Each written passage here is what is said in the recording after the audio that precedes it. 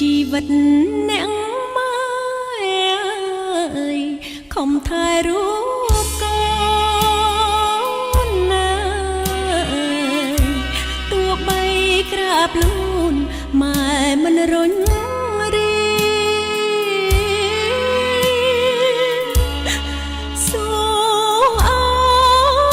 យកូនសុខខ្លាចកូនវេទនាគុណម៉ែពិតជាសងមិនអងឡើយស្រណោះពាក្យម៉ែផ្ដាំម៉ែកូនចាំរត់ណាតស៊ូអត់ធ្មត់រៀនចប់បរិញ្ញា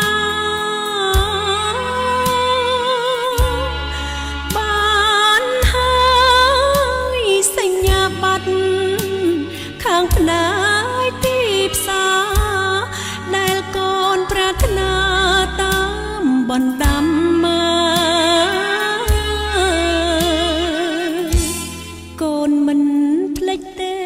បងប្អូនទាំង5ម៉ែកូនស្រីចងចាំពាក្យពេចន៍ម៉ែថ្លៃ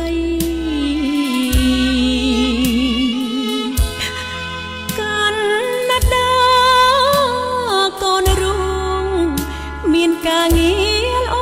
ក្រៃជីវិតជោគជ័យមានថ្ងៃនេះហើយម៉ែអើយអើយម៉ែកូននឹកម៉ែណាស់អើយកម្មអ្វីមកផ្លាំងម៉ែឃ្លាតចោល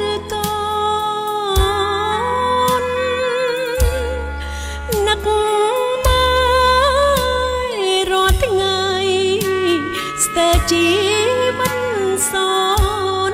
អីលេរូបកូនកុំព្រាម៉ែ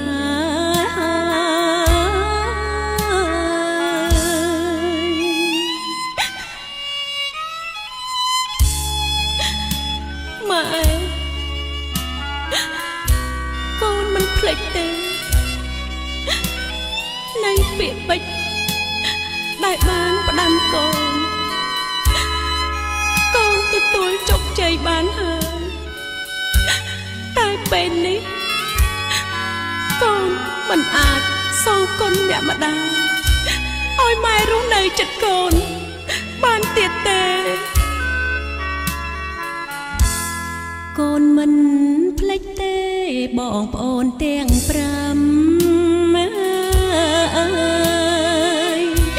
កូនស្រីចងចាំពាក្យពេចន៍ម៉ែថ្លៃ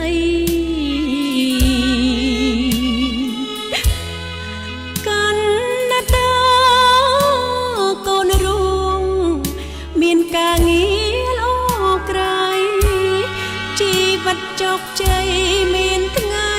នេះហើយ